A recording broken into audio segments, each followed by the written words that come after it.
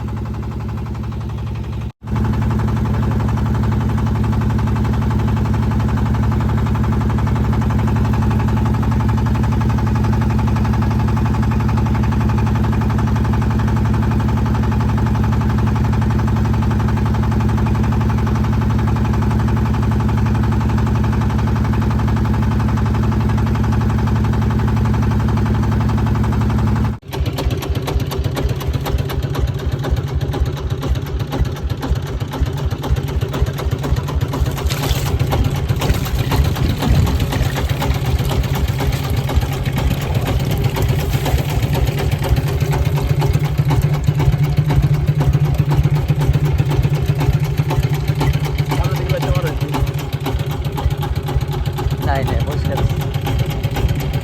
জানোয়ার মাছ উঠতে গেছে না। হ্যাঁ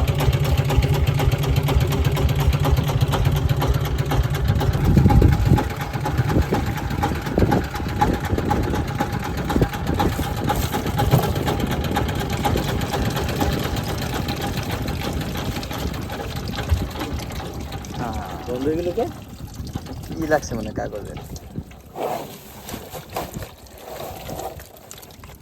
মাশাআল্লাহ,